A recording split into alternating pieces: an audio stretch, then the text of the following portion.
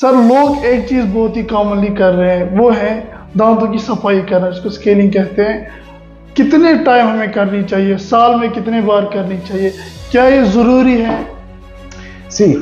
सफाई स्केलिंग जिसको आम लोगों में बोलते हैं और हम अपनी इस्तिलाह में इसको ओरल प्रोफिलैक्सिस बोलते हैं। ये एक वाइडली परफॉर्मेड प्रोसीजर्स है बाय डेंटिस्ट और या जो इसके स्पेशलिस्ट जो हैं जिनको पेरियोडोंटिस्ट बोलते हैं। ये एक रिकमेंडेड प्रोसीजर है bye American dental association after every 6 months.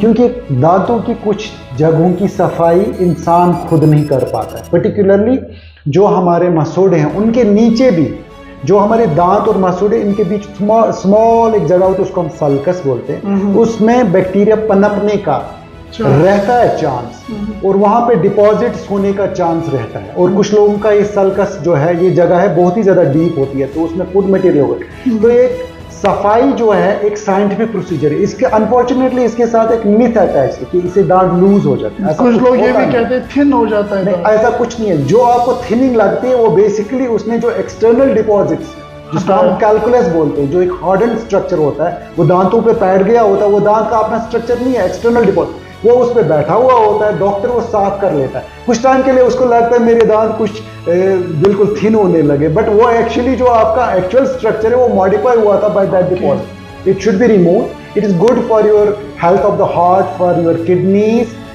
For your gut, for your lungs, for your overall health. It should be done regularly. I personally recommend, particularly in the patients who are diabetic or who are on steroids or who are on anticoagulants, antiplatelets, or who are any compromise. They should do it twice a year, regularly twice a year, so that their particularly who have got renal issues, they should do it twice a year, so that their health is जो oral health है उसकी वजह से उनके जो बाकी systemic organs हैं वो सेहत में। सर ये जो हमने स्केलिंग की बात की, आप बोलते हैं कि साल में एटलीस्ट 2 बार तो करनी चाहिए। तो जिस इंसान ने ये की, जिस पेशेंट ने ये की, उसके बाद इसके क्या प्रिकॉशनरी मेजर्स है ताकि 6 महीने तक? देखिए, प्रिकॉशनरी मेजर हमेशा रहता है हर किसी चाय में। जब भी आप कोई स्टिकी फूड खाएं या शुगरी डाइट खाएं, जैसे चॉकलेट्स खाए आपने और कैसी ऐसा कोई फूड जो दांतों पे चिपकता है, उसके बाद हमेशा या तो आप ब्रश कर ले, अगर आपके पास ब्रश उस टाइम अवेलेबल नहीं है एटलीस्ट आप कुल्ली करें और तेज कुल्ली करें, क्योंकि जो वाटर जेट है या वो इरिगेशन है उससे जो है वो फ्लोरा जो वहाँ पे बनना है, जो वहाँ बैक्टीरिया बनने हैं, वो डिस्टर्ब हो जाता है, तो आपका हेल्थ जो है इमीडिएटली रेस्टोर हो सकता है। तो दैट्स व्हाई ओरल क्लीनिंग जो है वो होनी चाहिए एक regular practice, very regular practice. हमें कुल्ली करनी चाहिए रेगुलरली। जब भी हमने कुछ खा लिया उसके बाद कुल्ली करनी चाहिए ताकि वो दांतों पे डिपॉजिट ना हो जाए या मांस फंसने की, सो दैट जो वो चेन बनने वाली है उधर बैक्टीरिया की और वो होस्ट जो और वो फूड स्टफ है, तो वो आप खराबी करने वाले हैं उधर, खाली नहीं दांतों की नहीं, दांतों की हड्डी की भी, वो डिस्टर्ब हो जाए। तो सर इसमें और एक चीज आता है ब्रश। हाँ, कितनी बार करना चाहिए? क्या मैंडेटरी है कि 2 बार करना है? आई वुड से जो मॉर्निंग का ब्रश है आपको वो लोगों के लिए द बेस्ट, वो तो करना ही करना है, क्योंकि जब मॉर्निंग में जाते हैं, क्योंकि रात में यूजुअली जो है आपकी थूक कम होती है, आपके मुंह में बैक्टीरियल ग्रोथ ज्यादा हुई हो तो आपको बू आने लगती है, ठीक है, जिसको हम हैलिटोसिस बोलते हैं, तो हम मॉर्निंग में ब्रश करते हैं। बट जो इवनिंग का ब्रश है वो आपको अपने के लिए है। जब आप शाम को सोने जाते हैं, once you retire in the day, तो आपका जो एक्टिविटी लेवल है वो कम हो जाता है, जुबान ज्यादा मूव नहीं होती है, जुबान जो है वो हेल्प करती है क्लीनिंग में, जो आपकी थूक है उसकी मिकदार कम होने लगती है, तो आपके बैक्टीरिया जो है उनका चांस ज्यादा रहता है। और खासकर अगर हमने ब्रश नहीं किया, कुछ फूड स्टफ उधर रहा, तो उसको ज्यादा चांस मिलता है गुजार फूड तो रहता है दांत, तो should be recommended is twice a day and should be soft brush. देखिए ओवरजीलस ब्रशिंग जो है दैट डज नॉट हेल्प। आप एक सख्त ब्रश लाएंगे तो सख्त ब्रश से अपने आप दांतों, कुछ लोगों के दांत थोड़े कमजोर होते हैं तो वो थोड़ा सा इरोड भी हो जाते हैं, तो वो ऐसा भी नहीं है, बिल्कुल नरम सा ब्रश है। आपका जो काम है बेसिकली सॉफ्ट डिपॉजिट, जिसको हम प्लाक बोलते हैं, जो एक बायोफिल्म होती है जो आपको खुद को नहीं दिखती है, वो एक माइक्रोस्कोपी दिखती है, उसको डिस्टर्ब करना, वो एक सॉफ्ट ब्रश कर सकता है। जेंटली ब्रश करना चाहिए, टिश्यूज के साथ लड़ना नहीं है, दांतों के साथ लड़ना नहीं है, twice a day is enough. But जिन लोगों का फॉर एग्जाम्पल रहता है कि उनके दांतों में जैसे इरेगुलरिटीज, कुछ लोगों को डीप ग्रूव्स होते हैं दांतों में, उनमें दांतों में फंसने का ज्यादा रहता है कि उनके फुटस्टेप ज्यादा, जैसे उनकी एनाटमी वैसे, If they go for multiple times brushing, there's no issue about that. But better if I would say twice brushing and going for thorough rinsing every time once they go for any food intake. जैसे उन्होंने कुल्ली खाना कर दिया, खाया, आपको कुल्ली खाना। कर दी। So what is the best way to do brush? Best way इसमें जो है, you should always do brush, not that once you are like अभी आपको एनर्जी नहीं है लेजली आप जाएंगे, you should always do it in front of the mirror. तो इसके लिए एक टेक्निक जो मोस्ट कॉमनली जो लोग कर सकते हैं उसको बॉस टेक्निक हम बोलते हैं अपनी इसमें, ठीक है।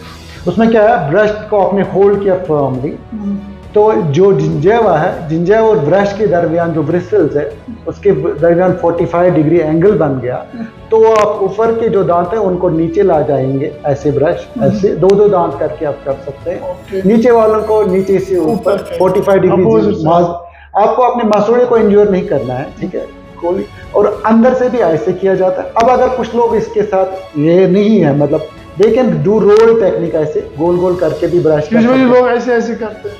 नहीं, उसमें क्या है, आप यहाँ का जो मैल है उधर ले जाते हैं और पीछे वाले तो आप सफाई नहीं कर सकते, so it does not serve purpose. तो और ब्रशिंग के बाद आपको अपनी जुबान भी साफ करनी चाहिए, जुबान पे भी बैक्टीरिया जो है जमा हो जाते हैं। टंग क्लीनर आता है आजकल, मोस्ट ऑफ द ब्रश के साथ टंग क्लीनर आता है। और थॉरो ब्रशिंग के बाद, क्योंकि कभी कभार आप गलती से ऐसे भी करते हैं, पीछे ब्रश आपने यहाँ का मैल उधर लिया, उसके बाद कुली कर दीजिए। अगर आपका अब ज्यादा आदत ऐसे ही है तो कर लीजिए, मगर better is always upwards and downwards, नीचे को अपवर्ड्स, ऊपर को डाउन, अंदर से भी ऐसे ही, और उसके बाद टंग क्लीन। तो सर हमने इतनी सारी बात की है ओरल हेल्थ के बारे में, तो जनरल लोगों के लिए आपकी क्या एडवाइस रहेगी ताकि जो ओरल हेल्थ है वो हम इम्प्रूव करें, चाहे हम घर में हो कहीं पे भी हो, हम अपनी ओरल हेल्थ जो है वो इम्प्रूव करें।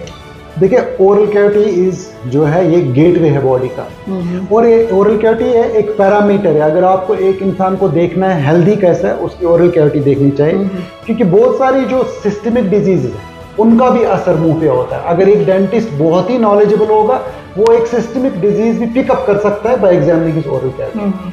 सो you should take care of your oral cavity. Oral cavity में कोई भी आपको छेद लगे, कोई भी अल्सरेशन लगे और 15 दिन से ज्यादा है, इमीडिएटली रिपोर्ट करना चाहिए डेंटिस्ट को, because this can be an bad thing also, it can be an ulceration which can turn other way around. Oral cancers बहुत कॉमन है, ओरल कैविटी में भी कैंसर्स होते हैं, they are not, it's not immune. और कोई भी कोई भी घाव, कोई भी जख्म आपको 15 दिन तक ठीक नहीं हो रहा है, you should report your dentist, he will examine, that is not bad thing. You should do regular examination of your oral cavity in front of mirror, brush daily twice, do thorough rinsing। कहीं पे भी आपको लगे कि मुझे change आई है, मुझे एक ब्लैक स्पॉट डेवलप हुआ है, कहीं पे रेडनेस दिख रही है, कहीं पे छेद दिख रहा है, इमीडिएटली रिपोर्ट करना चाहिए।